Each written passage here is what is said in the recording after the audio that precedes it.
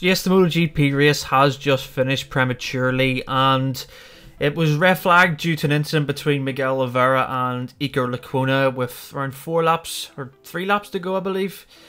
And both of them are okay. We've just seen footage of them. They've both been standing up and talking to each other. I think it could have been Oliveira might have been maybe knocked out or lying down, and they just threw out the red flag as precaution, which is always the best for rider safety.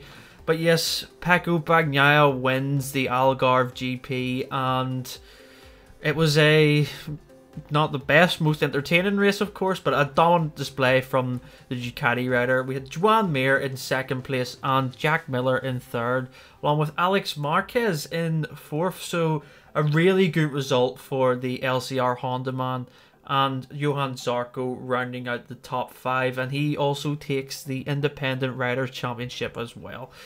So yeah, the race start, it was not a really good, interesting start. It was pretty much everyone held station. Quartararo dropped back maybe 1 or 2 places.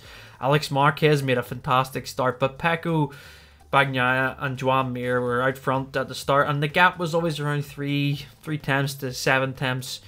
And it looked like we were going to get a battle between the Suzuki and the Ducati, but Pecco just flipped the switch and put it into another gear and took off. And yeah, Joan settled into a nice second place, which is the best thing for Suzuki, to be honest. They have been so up and down this year, but for him to get another podium, 2 out of 2 now in Portimao, it's showing Mir has a good stead for next season, and he's improving.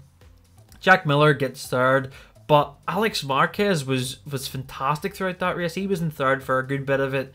It was a good battle between Miller and Marquez, throwing it back to the Moto3 days in 2014. But yes, a good result for all 4 or 5 in the top 5 results. You know, well needed boost for Miller, finally getting it done on a Sunday where he showed so much for the weekend, and he ends up making the wrong choice or crashes out on a Sunday. So Miller gets back on the podium. But yeah, it was a not so great race for the world champion. Fabio Quartararo made his first mistake really of the season. He crashed out when battling for 6th place, and yeah, he's lucky that he has that luxury really of crashing out and knowing that the title will always be his for the rest of this year. But yeah, not that much really went on that MotoGP race. It wasn't the most exciting, but yeah, Pecco Bagnaia delivers the Manufacturers Championship for Ducati, and his 3rd win of the year. Moto3 has been settled. The championship has now been decided. Pedro Acosta is the 2021 Moto3 World Champion.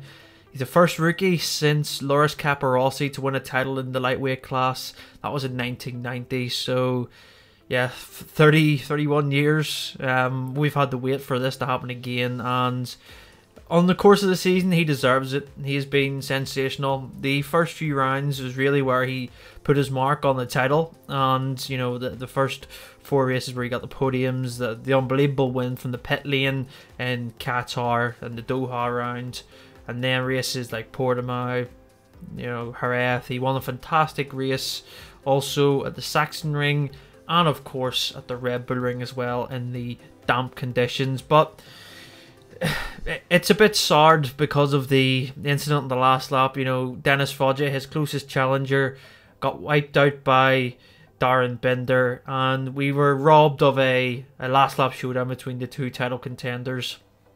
And I think that it didn't deserve to end that way in Moto3. I think from what Dennis Foggia has done this year, you know, he was so far off, and he clawed all them points back. He rode brilliantly, and for him to be wiped out and not get a chance to take the title to Valencia is just really sad in a way. Darryn Binder, the move was never on. It was just a really silly move, and he was disqualified from the race due to that incident. But yeah, Acosta, on the whole of the season, he deserves it, but I would love to have seen the championship fight go to Valencia. But it's one of those things, and Pedro Acosta will now go into Moto2 next season as the Moto3 World Champion. So yeah, well done to Pedro and the IO team, of course. commiserations to Dennis Foggia and Leopard Honda. But looking at next year, Dennis is staying in Moto3, staying with the same team. He is the favourite going into next season's title fight. So we have plenty more coming up on Crash MotoGP. We have Crash MotoGP podcast, and we also have videos, previews coming out for the next round, which is the last round of MotoGP for 2021 at Valencia. So make sure to subscribe to our channel for that, and I will see you again in the next video.